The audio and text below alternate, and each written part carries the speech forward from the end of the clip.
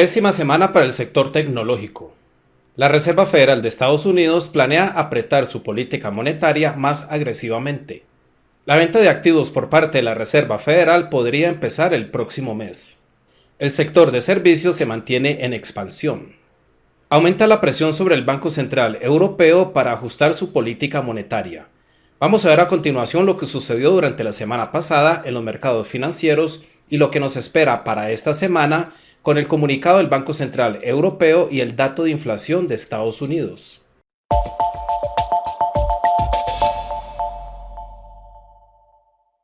Hola, mi nombre es Alexandre Londoño, analista de mercados del broker Active Trades. La tasa de rendimiento de los bonos soberanos de Estados Unidos se mantiene al alza. La tasa de rendimiento de los bonos soberanos a 10 años está en el 2,7%, nivel que no visitaba desde el 2019. La subida de la tasa de rendimiento de los bonos soberanos estadounidenses presiona al sector tecnológico. El Nasdaq cae un 3,86% semanal y regresa a la zona de corrección. El mercado está descontando un aumento del 0,50% en tipos de interés por parte de la Reserva Federal para el próximo mes. Es por eso que se debilita el sector tecnológico y las acciones de crecimiento. Eso se debe a que las empresas de tecnología calculan sus ganancias a futuro. Al subir los tipos de interés, el poder adquisitivo de dichas ganancias baja. El Russell 1000 Growth Index, que es el índice de acciones de crecimiento, ha caído un 11% desde inicios de este año. Si lo comparamos con el S&P 500, el S&P 500 ha caído un 5% desde inicios de este año. Sin embargo, la economía estadounidense se mantiene fuerte y eso apoya a las acciones de valor. La Reserva Federal podría empezar a vender sus activos durante el próximo mes. Es posible que el Banco Central empiece con ventas de 95.000 millones de dólares al mes. Ese sería su ritmo más acelerado de la historia. Por otro lado, el sector de servicios se mantiene en expansión, pero las ventas minoristas caen en Europa. Es posible que la subida y la inflación esté empezando a lastrar el consumo tanto en Estados Unidos como en Europa. La inflación en la eurozona está en el 7,5% y se mantiene en máximos de hace 30 años. En Estados Unidos la inflación se mantiene en el 7,9% y es su máximo de hace 40 años. Es por eso que aumenta la presión sobre el Banco Central Europeo para que ajuste su política monetaria y suba los tipos de interés. El próximo aumento por parte del Banco Central Europeo se podría producir en el mes de junio. Adicionalmente, en Canadá y Nueva Zelanda los tipos de interés podrían subir a su ritmo más acelerado de los últimos 20 años. Todos estos ajustes de política monetaria por parte de los principales bancos centrales podría ocasionar recesión en la economía global, no solo en la economía estadounidense. Sin embargo, la Reserva Federal está dispuesta a hacer lo que sea para parar la subida y la inflación, así eso implique frenar la expansión económica. Es cierto que los riesgos de recesión han aumentado, pero en esta ocasión podría ser diferente. Durante el periodo actual de ajuste de política monetaria, el sector laboral y la economía estadounidense se mantienen fuertes.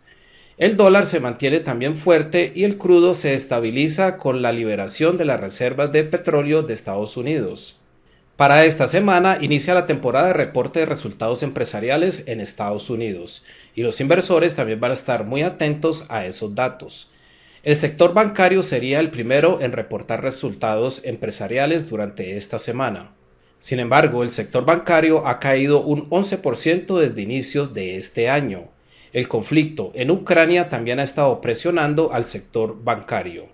Durante esta semana tenemos los reportes de JP Morgan, Citigroup, Wells Fargo, Goldman Sachs y Morgan Stanley. Para el lunes de esta semana tenemos de Reino Unido varios datos económicos importantes como el índice de construcción, el Producto Interior Bruto, la balanza comercial, el índice de servicios, la producción industrial, la producción manufacturera y las ventas minoristas. Todos estos de Reino Unido. Para el martes tenemos el índice de precios al consumidor de Alemania y Estados Unidos, la tasa de desempleo de Reino Unido, el sentimiento económico del SIU de la eurozona y Alemania y el comunicado del Banco de la Reserva de Nueva Zelanda sobre tipos de interés y política monetaria.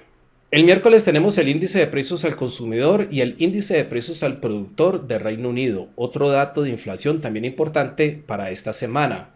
La producción industrial de Italia, el índice de precios al productor de Estados Unidos, el comunicado del Banco de Canadá y el dato de empleo de Australia. El jueves va a ser el día más importante de esta semana con el comunicado del Banco Central Europeo, las ventas minoristas de Estados Unidos para determinar si la inflación está afectando al consumo en Estados Unidos y el sentimiento del consumidor y expectativas de inflación de la Universidad de Michigan. El viernes es viernes de Pascua y los mercados financieros van a estar cerrados en Europa y América Latina.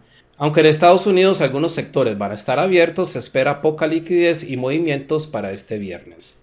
Vamos a ver a continuación algunos de los activos que acabamos de mencionar para ver cómo se han comportado últimamente. Tenemos el gráfico diario del Dow Jones y como podemos observar, aunque el Dow Jones cerró la sesión del jueves y el viernes al alza, cierra la semana a la baja como lo podemos ver sobre el gráfico semanal. En realidad el Dow Jones completa 2 semanas consecutivas a la baja, pero vemos que tampoco es que haya caído demasiado. Regresando al gráfico diario, vemos que el Dow Jones se mantiene por encima de esta zona de confluencia de medias móviles alrededor de los 34.500 puntos, que es donde está la media móvil exponencial de 55 días y de 200 días.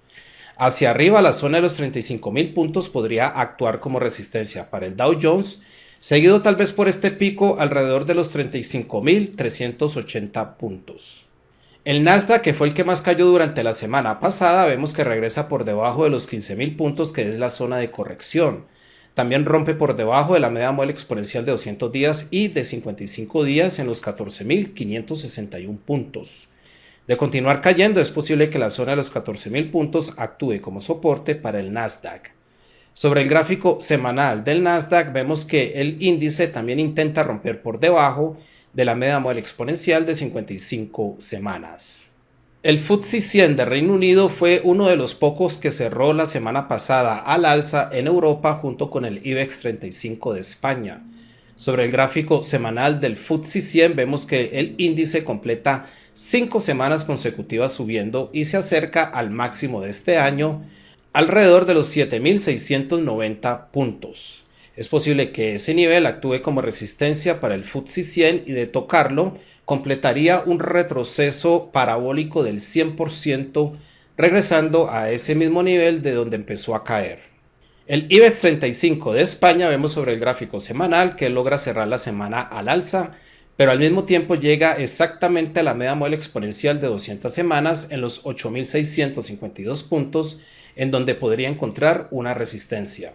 Esta media móvil exponencial de 200 días en los 8.573 puntos también podría actuar como resistencia para el IBEX 35.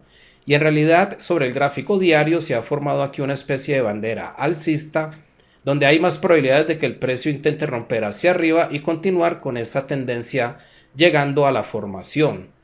Hacia arriba, el máximo de este año, alrededor de los 8.900 puntos, podría actuar como resistencia para el IBEX 35. Sobre el gráfico diario del índice del dólar vemos el fuerte impulso alcista que ha tenido este instrumento últimamente.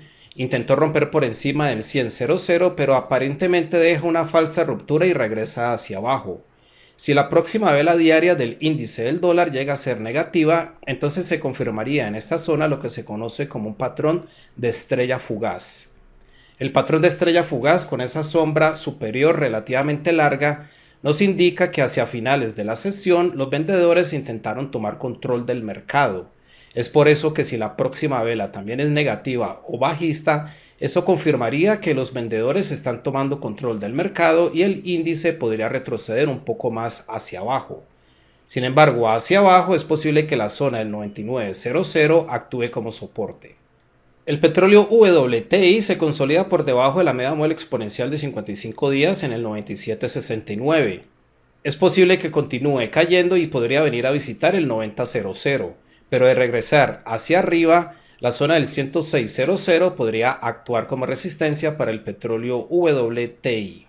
Por otro lado, el petróleo Brent se mantiene oscilando también alrededor de la media móvil exponencial de 55 días en el 101.28.